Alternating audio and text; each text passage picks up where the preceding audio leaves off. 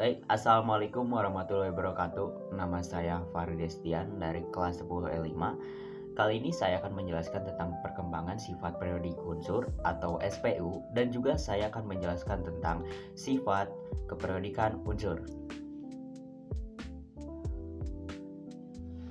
Jadi di bagian pertama atau di bagian perkembangan sistem periodik unsur, atau kita bisa bilang di SPU, ada di bagian A namanya Triet-Dobereiner.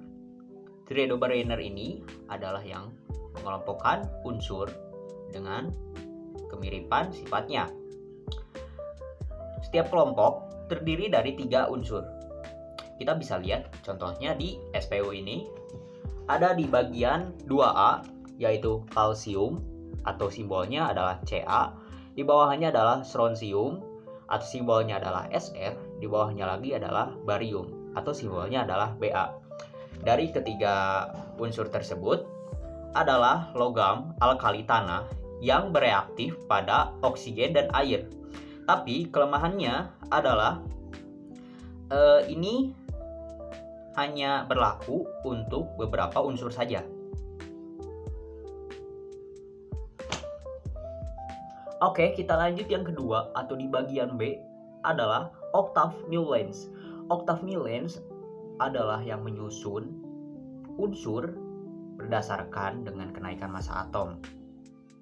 Octave Newlands juga yang menemukan bahwa setiap unsur yang ke-8 memiliki sifat yang sama.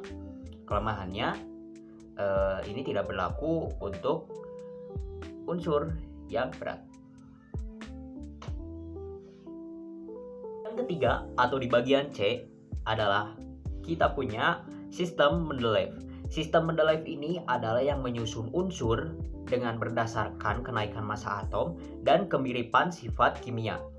Sistem Mendeleev ini juga yang menyisakan ruang untuk unsur baru.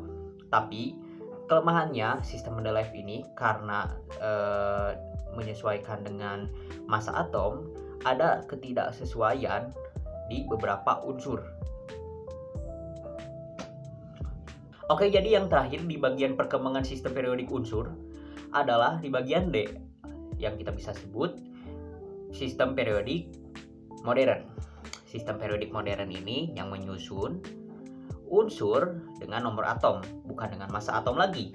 Nah, sistem periodik unsur yang modern ini digunakan sampai sekarang. Kita bisa dilihat ya, ini contohnya.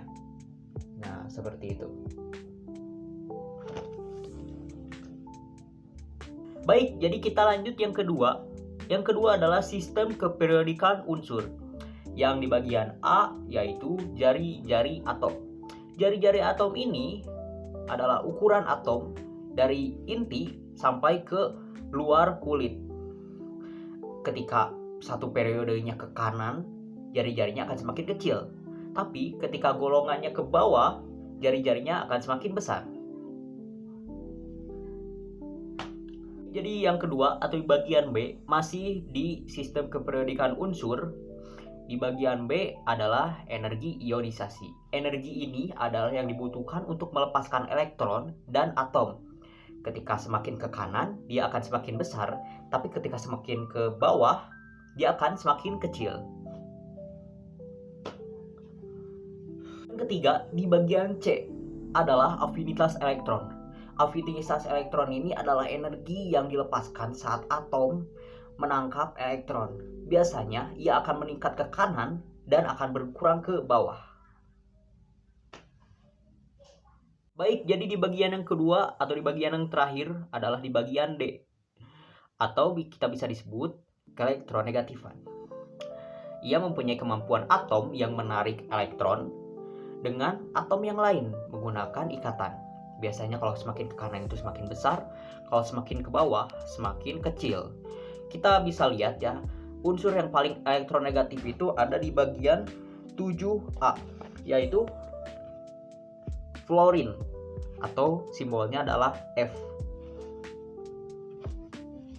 Baik, jadi itu dia yang sudah dijelaskan dari awal perkembangan sistem periodik unsur atau SPU, atau yang kedua sifat keperiodikan unsur.